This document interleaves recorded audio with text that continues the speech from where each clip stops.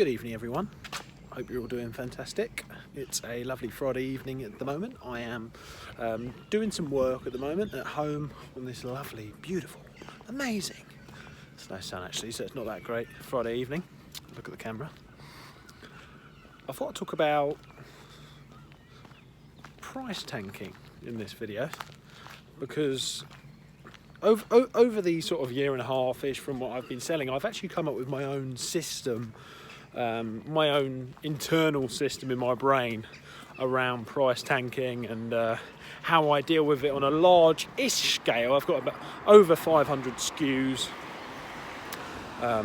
You know, should do way over $250,000 this year. You know, that's not big for some sellers, so it's definitely not a boast, but just let you know where we're at in terms of the repricing strategy and how I deal with it at this sort of level. Because what I've learned is that you can't overthink this stuff because there's simply too many SKUs to do that on. So if you sit there and get upset about every single SKU that's been price tanked, which will happen, by the way, if you're new, I say it's about 20-25% of the stock that I buy, maybe even 30%, gets price tanked. And when I mean price tanked, I mean quite badly. Not terribly, but quite badly. About 10% gets price tanked really badly, in my opinion. You know, sometimes break even. I'd say 20%, 30%, including the whatever, that's price tanked quite badly, but not the end of the world. And then, yeah, as I say, 10% of that, 12% of that is tanked really badly. But in general, I'd say about 25-30% gets price tanked quite badly within them two sectors. So how do I handle this? Okay, because I would say that about 30% of stock may sell within the minimum and maximums. Maybe, it's really hard to judge, by the way. It may sell within the minimum maximums that I set at the start or my business manager sets at the start. And then that leaves us with about 40% left. And the 40% is usually the ones that, the 40% is the ones where you have to reprice it or get your VA to reprice it after that, to then bring that down to a price that is not price tanked really badly, but you end up selling it for maybe 20% ROI, 18% ROI. That tends to be the theme. So how do I handle this? Now, I think there's a few different phases, okay? There's a few different phases to this. So as I mentioned, you've got the items that are just dead in the water. Unfortunately, for some reason, either loads of sellers have come on, they've been on a big deal sheet, something like that, they're no good. And unfortunately, there's not much that can be done about them. So what we tend to do to tackle that is leave them for maybe a month or 6 weeks or maybe 2 months sometimes. We'll leave the items that have been price tanked really badly. I'll just leave them, won't touch them whatsoever. And the reason for this is that hopefully some of them will recover and we'll end up getting some of that money back, or it will come up and we'll end up making an okay profit on it.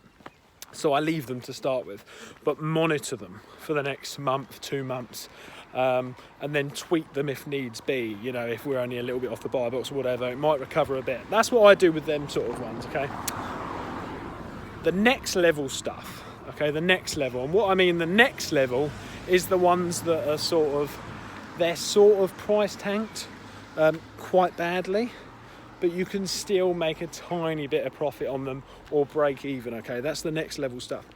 Personally, with them, depending on how many sellers are on the listing, I will actually go straight onto them, cut my losses, go straight onto them, either break even or I will just make a little bit of profit. If I can see that it's going to take months for the other sellers to sell out, then I will do that. Simply because we need to get that money back into the business and we can't afford to have that money sitting in there for too long, not making us money on good products. And then you've got the next level, and the next level is around about probably 40% of stock.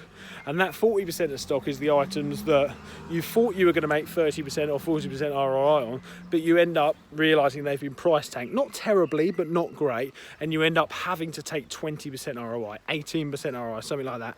Once again, we will take that down to that percentage of ROI, and then we will sell it at that price. The reason for that is the same as the other. I don't know where that listing is going to go. It could end up getting really badly if we leave it there.